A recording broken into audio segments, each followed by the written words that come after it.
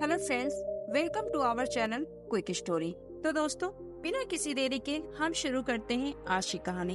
एक आश्रम था। वहाँ के सभी बच्चे जब दूसरे कामों में लगे होते थे तो एक बच्चा एक कोने में बैठा चुपचाप अपने आप में खोया रहता था। वो अक्सर किसी से ज्यादा बात नहीं करता था।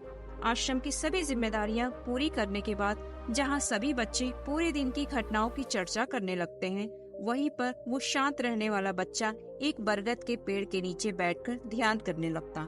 सभी बच्चों को आश्चर्य होता था क्योंकि उसका कोई दोस्त नहीं था। वो अक्सर आश्रम में अकेला ही घूमता रहता था। यह देखकर उसके गुरु को बड़ी प्रसन्नता होती थी। उसे लगता था कोई तो है आश्रम में जो मौन यानी कि चुप रहने की ताकत को समझता है, उसके महत्व को समझता है। आश्रम के बारे में जब भी कोई जरूरी निर्णय लेना होता, उसकी राय जरूर लिया करते थे गुरुजी। लेकिन यही बात गुरुजी के एक दूसरे शिष्य को बड़ी खटकती थी, क्योंकि वो गुरुजी का प्रिय शिष्य बनना चाहता था।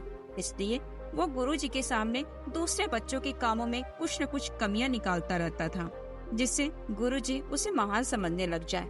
अक्सर वो अपनी जिम्मेदारियां पूरी तरह से निभाने का दिखावा भी करता, चाहे उससे कोई सलाह ना भी मांगे तो भी अपनी सलाह देने लगता।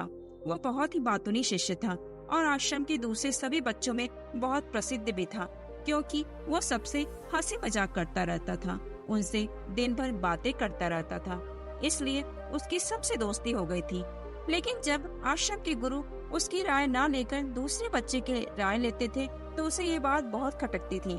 उसे ये लगता था कि वो उस दूसरे बच्चे से ज्यादा बुद्धिमान है। ऐसा नहीं था कि गुरुजी को बातूनी शिष्य के स्वभाव के बारे में पता नहीं था, लेकिन गुरुजी उसे अपने तरीके से सीख देना चाहते थे, ताकि उसकी ज्यादा बोलने की आदत, दिखावा करने की आदत, दूसरों में कमियां निकालने की आदत हमेशा हमेशा के लिए खत्म हो जाए और वो मौन रहकर ध्यान की गहराइयों को छुपाए। असल में हर सच्चे गुरु की यही इच्छा होती है। वो किसी तरीके से उस बातूनी शिष्य को एहसास कराना चाहते थे कि चुप रहने से ही उसे असीम सत्य को जाना जा सकता है। एक दिन गुरुजी को एक तरीका सूझा। उन्होंने आश्रम के सभी बच्चों को अपने पास बुलाया और कहा कि मैं तुम सभी को दो दो हिस्सों में बांटकर अलग अलग गांवों में भिक्षा मांगने के लिए भेज रहा हूँ, और जो भी दो बच्चे सबसे ज्यादा भिक्षा मांग कर लाएंगे, उन दोनों को आश्रम की सभी जिम्मेदारियां निभाने का मौका दिया जाएगा। अपनी बात जारी रखते हुए गुरुजी ने बताया कि भिक्षा मांगने से हमारा अहंकार खत्म होता है, इसलिए हर शिष्य पूरे मन से भिक्षा मांगे। कोई भी इस काम को औपचारिकता में न ले, वरना तो वो अपने जीवन का बहुत बड़ा ज्ञान खो देगा। आश्रम के गुरुजी ने जानबूझकर बातूनी शिष्य और चुप रहने वाले शिष्य की जोड़ी बना दी। बातूनी शिष्य के मन में सिर्फ एक ही बात चल रही थी कि इस बार उसे मौका मिला है और इस बार वो गुरुजी को दिखा देगा कि वो चुप रहने वाले शिष्य से कितना ज्यादा प्रतिभावान है। दोनों शिष्यों ने आपस में अपनी सहमति से निर्णय लिया कि दोनों गांव के अलग अलग जगह से भिक्षा मांगना शुरू करेंगे, ताकि भिक्षा मांगने का काम जल्दी खत्म किया जा सके। चुप रहने वाला शिष्य हर द्वार पे जाकर अपने हाथ जोड़कर अपना भिक्षा का पात्र उनके सामने कर देता। उसके चेहरे पर एक सादगी और उसकी आंखों में एक एकांत होता था, जिससे भिक्षा देने वाले उसे भिक्षा देकर अपने आप को अनुग्रहित समझते थे। वहीं पर दूसरा बातूनी शिष्य हर द्वार पे जाकर उनको कुछ न कुछ ज्ञान देने लगता था, जिससे ज्यादातर लोग उसे बिना भिक्षा दिए ही लौटा देते थे। पूरे गांव में भिक्षा मांगकर जब दोनों गांव के बीच में मिले तो बातूनी शिष्य ने देखा कि चुप रहने वाले शिष्य के पास उससे दुगनी भिक्षा है। ये देखकर उसे मन ही मन बहुत ठेस पहुंचा। लेकिन जब वो दोनों भिक्षा का सामान लेकर आश्रम की तरफ जा रहा था, तब बातूनी शिष्य को एक चालाकी सूझी। उसने चुप रहने वाले शिष्य से कहा कि हमें अपनी भिक्षा एक ही थैले में देनी चाहिए। गुरुजी ने हम दोनों को एक साथ भिक्षा लाने के लिए कहा था। चुप रहने वाले शिष्य ने बिना कुछ बोले अपनी सारी भिक्षा उसके थैले में डाल दी। बातूनी शिष्य मन ही मन बहुत खुश हो रहा था कि अब गुरुजी को ये पता नहीं चलेगा कि ज्यादा भिक्षा हम में से किसने मांगी। उसे लग रहा था कि गुरुजी मुझे इससे कम प्रतिभावान समझेंगे, इसलिए उसने ये तरकीब लगाई। सभी शिष्यों के आने के बाद संध्या के समय जब सभी की भिक्षा ली गई तो इन दोनों शिष्यों की भिक्षा सबसे ज्यादा निकली। गुरुजी ने इन दोनों का अभिवादन करते हुए आश्रम के सभी बच्चों के सामने उनकी पीठ थपथपाते हुए उन्हें मुबारकबाद दी और कहा कि मैं आश्रम का कार्यभार तुम दोनों को नहीं सौंप सकता। इससे आपसी मतभेद होने का खतरा रहता है। इसलिए तुम दोनों में से जो ज्यादा भिक्षा लेकर आया है, आश्रम की जिम्मेदारी उसे ही सौंपी जाएगी। जब उन्होंने उनसे पूछा कि तुम में से ज्यादा भिक्षा कौन मांग कर लाया था, तो बातूनी शिष्य ने कहा कि गुरुजी, मैं इससे दुगनी भिक्षा मांग कर लाया था, लेकिन मुझसे गलती ये हो गई कि मैंने वो दोनों भिक्षा एक ही थैले में डाल दी। मुझे नहीं पता था कि आप ऐसा निर्णय लेने वाले हैं, वरना तो मैं अपनी भिक्षा का थैला अलग ही रखता। इस बार गुरुजी ने चुप रहने वाले शिष्य से पूछा कि क्या तुम इसके बात से सहमत हो? क्या तुम इससे कम भिक्षा लेकर आए थे? ये सुनकर चुप रहने वाले शिष्य ने कहा, गुरुजी, मेरे पास ऐसा कोई साधन नहीं है जिससे मैं ये साबित कर पाऊँ कि मैं इससे ज्यादा भिक्षा लेकर आया था। असल में ये उल्टा बोल रहा है। दुगनी भिक्षा तो मैं लेकर आया था, ये मुझसे आधी भिक्षा लेकर आया था और इसी ने ही मुझसे भिक्षा एक थैले में डालने की बात कही थी। आश्रम से कुछ दूरी पर एक पहाड़ी थी जिसके पीछे सूरज अभी अभी संध्या के समय ढल रहा था। गुरुजी को तो पता था कि सच कौन बोल रहा है, लेकिन बाकी बच्चों के सामने सच साबित करने के लिए उन्होंने उन दोनों से एक सवाल पूछा कि पीछे पहाड़ी पर तुम्हें क्या दिखाई दे रहा है। यह सुनकर वाचाल शिष्य झट से बोल पड़ा कि गुरुजी, पहाड़ी के पीछे सूरज अपना रंग बिखेर रहा है, आसमान में लालिमा छाई हुई है। ये बहुत ही सुंदर दृश्य है। वो तो और भी बहुत कुछ कहना चाहता था, लेकिन गुरुजी ने उसे चुप करते हुए दूसरे शिष्य से जवाब जानने के लिए जब उसकी तरफ देखा तो उसकी आंखों में आंसू भरे हुए थे।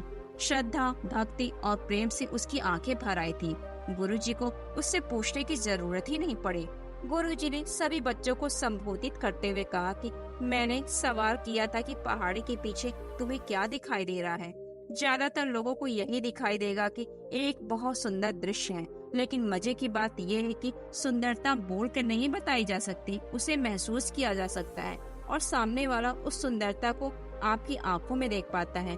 चुप रहने वाले शिष्य की तरफ इशारा करते हुए गुरुजी ने कहा कि असल में सुंदरता इसी बच्चे ने देखी है, दूसरे बच्चे ने सिर्फ सुंदरता की व्याख्या की है, लेकिन इस बच्चे ने तो वास्तविक सुंदरता को महसूस किया है। अपने आप को ऊंचा दिखाने की सभी कोशिशें नाकाम होती देख वाचाल शिष्य वहीं पर फूट फूट कर रोने लगा। उसको चुप कराते हुए गुरुजी ने कहा कि बेटा, मुझे पहले से पता था कि तुम झूठ बोल रहे हो, लेकिन मैं तुम्हें उस झूठ का एहसास कराना चाहता था। सभी बच्चों को संबोधित करते हुए गुरुजी ने बताया कि शब्द जाल की तरह होते हैं। हमारे ज्यादा बोलने की वजह से बहुत सारी समस्याएं पैदा होती हैं। जब कोई आदमी एक बात को बढ़ा चढ़ाकर बोल देता है तो उसे सिद्ध करने के लिए वो शब्दों की जाल में फंसता चला जाता है और इसी वजह से अंतर्मुखी होने की बजाय वो बहिर्मुखी होता चला जाता है। वहीं पर जिस भी व्यक्ति को अपनी अंतर यात्रा करनी होती है उसे सबसे पहले चुप रहना सीखना होता है। जरूरत से ज्यादा बोलना या फिर हर वक्त बोलते ही रहना, ये सब हमारी अंतर यात्रा में बाधा बन जाता है। जब आप चुप रहने का अभ्यास करते हैं तो अपने आप के साथ वक्त बिताने लगते हैं, जिससे कि आप अपने एकांत को जान पाते हैं। और एक बात अगर मन में एकांत स्थापित हो जाए तो आपकी आंखों में, आपके चेहरे पर वो सादगी, वो एकांत, वो स्पष्टता की झलक सब कुछ सामने नजर आने लगती है। कुछ साबित करने को नहीं रह जाता, कुछ बताने को नहीं रह जाता, सब कुछ आंखों में देखा जा सकता है।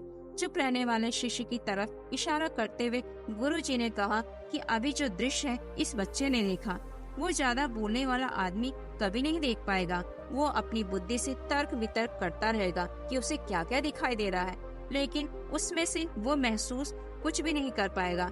उसे दिखाई दे जाएंगे पहाड़, सूरज या फिर उसकी लालिमा, लेकिन उस सुंदरता को, उस विराट को, उस अद्वैत को वो कभी नहीं देख पाएगा। अगर चुप रहने की कला सीखनी है तो तुम्हें सबसे पहले एक बात ध्यान रखनी होगी कि तुम्हें किसी को भी प्रभावित करने की कोशिश नहीं करनी है। ज्यादातर लोग इसी वजह से ज्यादा बोलते हैं क्योंकि वो दूसरों को प्रभावित करना चाहते हैं, अपने आप को साबित करना चाहते हैं और उस साबित करने के चक्कर में वो शब्दों की जाल में फंसते चले जाते हैं और धीरे धीरे वही उनकी आदत बन जाती है। अपनी बातों को खत्म करते हुए गुरुजी ने अपना आखिरी संदेश दिया।